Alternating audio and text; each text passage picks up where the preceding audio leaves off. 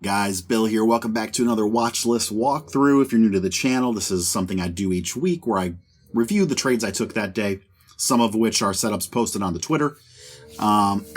If you're a returning viewer but you haven't yet subscribed, please do. Helps the channel, makes it easier for you to find my content in the future. I didn't take a ton of trades today, guys. I'm kind of letting the market speak to me here this week and prove to me that it's safe to continue putting a lot of money in and playing upside like I've been playing since, last year, end of October. I've been very bullish.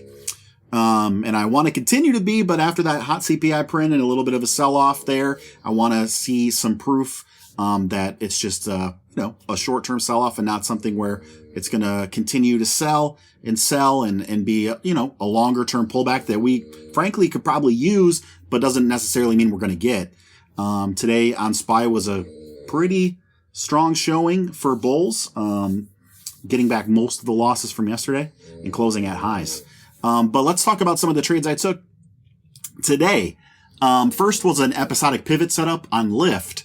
And let's go out to the daily first. Obviously, you can see it got this huge gap up off of an earnings report. And out of this month-long base, which is something I like in these episodic pivots, I like it to the gap up to come from a place where maybe the chart was a little bit in a consolidation or even in a downtrend or kind of neglected compared to the rest of the market. And this is a little bit of that. The longer these periods, the better. This is 1 month. But it had a great earnings report. It actually beat on its EPS by over 100%. But it had a little bit of a snafu in after hours where an intern accidentally fat-fingered the guidance saying it would be a 500 BPS increase expectation of growth this year when really it was supposed to be 50 BPS. So the stock ripped after hours up almost 70%. And then when the correction came out, it plummeted back down into the teens within just a few minutes. So that had me like a little unsure about how things were going to react today. So I played it, but I went smaller size, about 5% of my account. And instead of the 10, 15, even 20 I've been using on some of these names that I felt more confident in based on the change in its story. ARM being a great example, SMCI, where, the report is so glowing, so impressive that you just know, or you have a really good hunch or conviction that big institutions are going to come in, spend money, and buy this stock up and help your position. So let's get down to the 1 minute and look at the execution on this episodic pivot setup. If you don't know what these are, definitely check out my videos on them. I have 2 within the last couple weeks about episodic pivots. It's currently my favorite off the open momentum setup. All right, so here's our first 1 minute candle, and we're playing the break of the 1 minute opening range, which we get really soon into the day on the second 1 minute candle. So at this point, we're entering calls on the momentum push through, and we're marking the low of day as that's our risk. If we get a 1 minute close back below here, then we lose. All right, so push through, really nice. And I like to also have my EMAs on, the 9 and the 20, while I'm playing these EPs on the 1 minute. And you can see we push through and we get a nice move up towards this daily pivot. If you go back to the daily chart, it's from back here. See, big daily pivot in the sell-off that got us down to the zone. So we're looking at a scale there for sure. We get back down to the 1 minute. And so we get that pop off the open, but we don't quite get to the pivot. So I wasn't able to scale there. And we come back down and we retest the breakout. We hold it really nice. We've got this 1 minute 9 EMA as our support, and that gets us our next leg up. And we're able to take a really nice scale here. I was playing the weeklies. I believe at this point I was up about 40 or 50%. Okay, so I took my first initial scale there. No real major levels in the vicinity here on LYFT above. So I'm going back to using my psych levels, and this is a cheap stock, right? Trading at 16 bucks. So every 50 cents, maybe even every 25 cents, psych levels on stocks at this price. So I was looking for 16.50. And I believe on this push all the way through, I actually sold a little bit early, about 10 cents early, and took another scale there. At this point, they were up about 80%, 70, 80%, came down, retested that pivot, bounced again, gives another opportunity for a scale, then sells off a little bit, but it's pretty much holding the 20. Yeah, you get these little closes below, but just by a cent or two. I have a break-even stop set that'll stop out back down by my entry at opening range high on the 1 minute. We don't need to do that. We hold these EMAs and we keep grinding up. There's your actual 1650. Another bounce off the 20. High a day, right? I wanted to see 17 today to be all out of this trade. We never got it. So I had some runners. They ended up eventually stopping out at break even. My break even stop hit down here somewhere because of the theta decay. So even though I'm getting in, around here, here on the chart, they're stopping out up here because of the theta on the weeklies. But you don't have to play weeklies on these, right? You can buy some time and you can even swing them. I haven't tried that yet. I've just been day trading them. It's been working great. So, overall win on this trade was about, I think 60% or so. Not bad. It's about what I did on SoFi. These are my two smallest overall wins on the EPs so far. I've played it. I played 11 now, 9 for 11.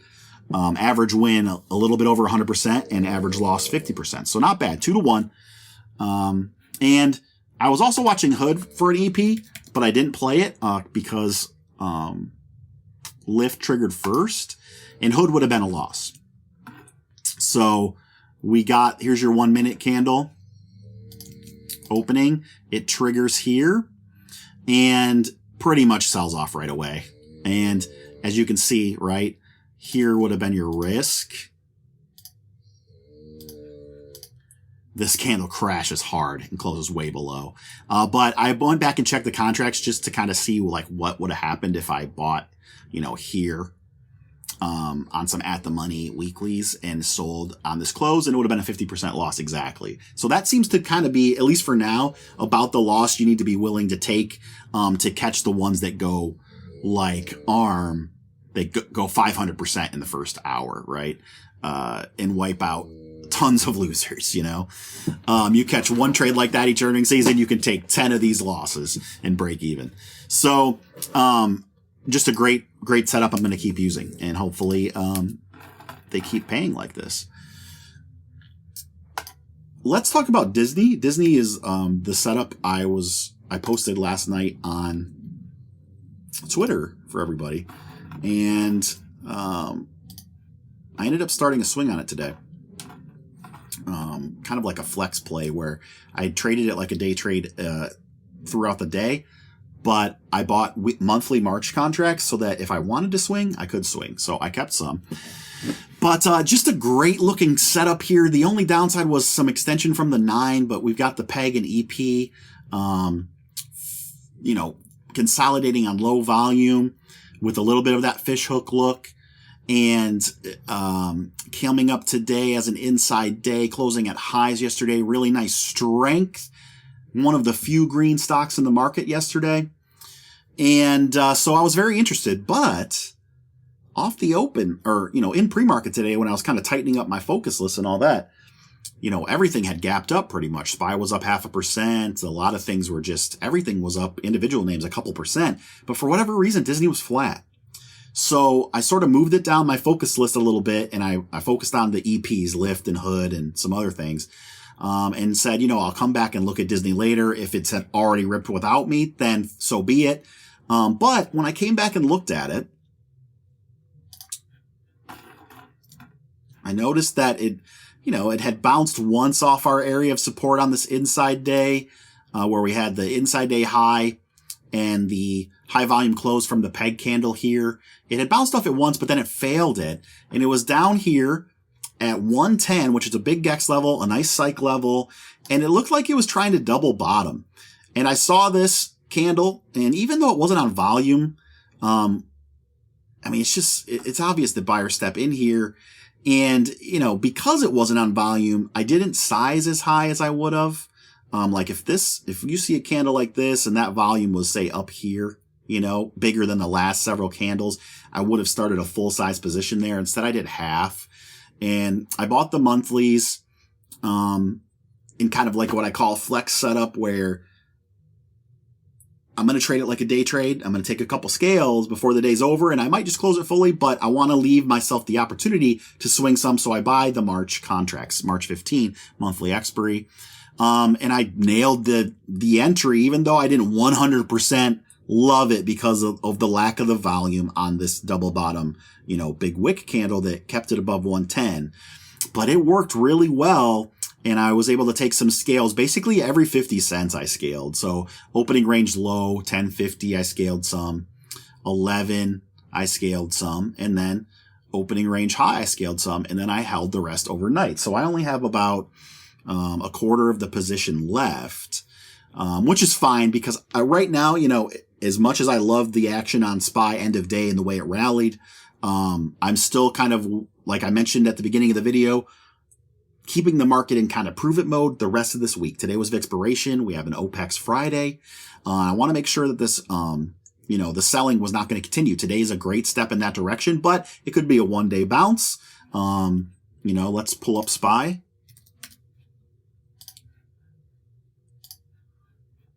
Nice bounce as we can see today, but not on a ton of volume, right? You know, average at best volume. So it could be, we could get up here and either fill or fail to fill this gap from CPI and reject and pull back down. So I'm still putting in the market improvement mode. So I'm not going to have a ton of overnight exposure.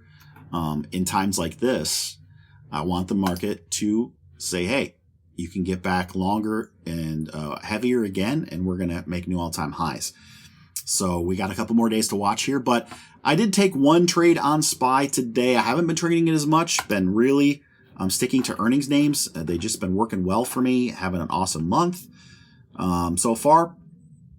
But what I did do on SPY was take some calls into the end of the day on a really simple setup, just essentially an opening range breakout, attempt number 2. And what I found is that on days where an opening range breakout happens in either direction and it fails fairly soon after, but later in the day tries it again, that second time usually has better follow through. So as we can see today, we got a opening range breakout early in the morning and it got a little bit of a pop off of it, but we rejected this GEX here at 498 and sold off pretty hard. But later in the day, after we kind of put in a little bit of rounding bottom and we had buyers step in at this dark pool, we reclaimed it. And I bought calls there. And it was a nice move into the end of the day. But let's talk a little bit about some of this dark pool stuff. If you guys aren't using dark pools, you know, you're kind of missing out. There was already some orders here from the previous day's closing price, a decent size, over $1 billion. And Webull, this is what Webull's so great at. A lot of brokers don't have these wicks. This is more dark pool. They're adding to it here, or it's coming in late. Either way, it's kind of reinforcing your dark pool here. And these levels, you can play off these a lot. And as you can see today, that's right where we came down, hammered on volume, you know, not a ton of volume, but higher than the last 5, 6, 10-minute candles. And that closing price, we never touched again. That was it. The bottom was in, and it was just kind of a grind up after that, aside from this sell-off where I think this sell-off was because of that news about Russia and a security threat with nukes in space. I mean, I swear, the world is just getting weirder by the day. But that's what really caused that sell-off. And after that, you know, became a nothing burger. We just kind of ripped up the rest of the day. But that's really all I did, guys, today. Nothing too crazy, but hopefully that helps. And if you have any questions about anything I talked about in this video, leave a comment or find me on Twitter and I'll help you out.